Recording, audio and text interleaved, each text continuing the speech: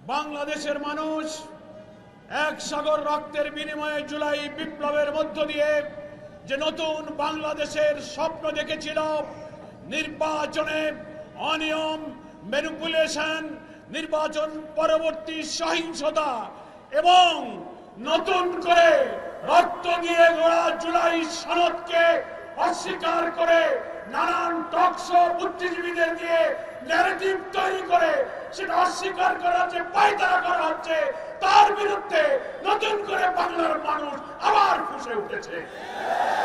আমরা পরিষ্কার বার্তা দিতে চাই, নির্বাচনে যে অনিয়ম হয়েছে, ফলাফল তৈরিতে, ফলাফল ঘোষণায়, প্রিজাইডিং পোলিংরা যখন ব্যালট গণনা করেছেন, সম্প্রচার হচ্ছে একের পর এক ফলাফল, হঠাৎ সম্প্রচার বন্ধ করে কি রহস্যের জাল করে বিরোধী দলীয় অর্থাৎ 11 দলীয় ঐক্যের একের পর এক বিজয়ের বার্তাকে থামিয়ে দেওয়া হয়েছে। সেই রহস্য জাতির কাছে প্রকাশ করতে হবে।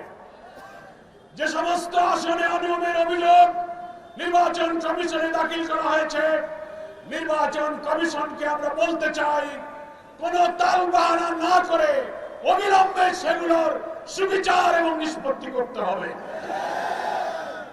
নির্বাচন পরবর্তী সহিংসতায় দেশের মানুষ বিস্মিত। আপনারা এইভাবে ম্যানিপুলেশন করে বিজয়ী হয়েও আপনারা জাতির পরে হামলে পড়েছেন, খুন, সন্ত্রাস, বাড়িঘরে অগ্নিসংযোগ, নির্দয়ভাবে পিটাচ্ছেন, মা বোনদের ধর্ষণ করছেন। সেই দৃশ্য আমাদেরকে আবার ফাঁসিবাদের চিত্র মনে করিয়ে দিচ্ছে। এ ব্যাপারে আপনাদেরকে সংযত হতে হবে। আপনাদেরকে আবার বলতে চাই, জুলাই সনদের সকল ফাঁসিবাদ বিরোধী রাজনৈতিক দলগুলো যে আমরা স্বাক্ষর করেছিলাম, সেই সনদের সমস্ত বিষয় যা গণভোটে আনা হয়েছে, বিপুল ভোটে হার জয়যুক্ত হয়েছে।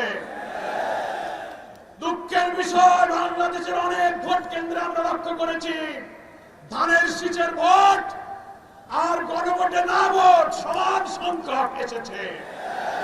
500 ধানের শীষ 500 না, 1200 ধানের শীষ 1200 না।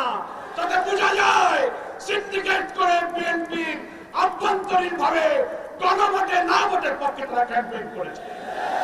তা না হলে ধানের শীষের ভোট আর নায়ের ভোটের সঙ্গে এক হয় কি করে? এখন নির্বাচনের পরে টকশোতে অনেক বুদ্ধিজীবী, তথাকথিত পেইড সাংবাদিক নামের কিছু বুদ্ধিজীবীরা সরকারের দালালি করে প্রশ্ন তুলছেন, জুলাই সনদে যা যা স্বাক্ষরিত, যা যা ঐক্যমত, সেইগুলো সবকিছু সরকার মানতে বাধ্য নয়। মনে রাখবেন, সংখ্যাগরিষ্ঠতার জোরে যদি আবার ফ্যাসিবাদের মতো এই বিপুল গণভোটে হার জয়যুক্ত হওয়ার পরে জুলাইয়ের রক্তের সাথে বেইমানি করে জুলাই সনদের ভিত্তিতে নতুন বাংলাদেশে বিদ্যমান রাষ্ট্র সংস্কার করে নতুন রাষ্ট্রের কাঠামো তৈরি করা না হয়, আরেকটি জুলাইয়ের তৈরি হবে। কিন্তু দেশবাসী ঐক্যবদ্ধ থাকতে বলবো, যারা ক্ষমতাসীন হতে যাচ্ছেন, এক্ষুনি 2 দিন হয়ে পারল না, রক্ত দিয়ে গড়া জুলাই সনদকে অস্বীকার করলে আপনাদেরও সেই ফ্যাসিবাদের পরিণতি বরণ করতে হতে পারে। জুলাই সনদে স্বাক্ষরিত প্রত্যেকটি বিষয়কে বিদ্যমান রাষ্ট্র কাঠামো পরিবর্তনের জন্য নতুন রাষ্ট্র গঠনের সনদ হিসেবে মেনে না নিলে চুল পরিমাণ কোন ব্যতিক্রম বাংলার মানুষ বরদাস্ত করবে।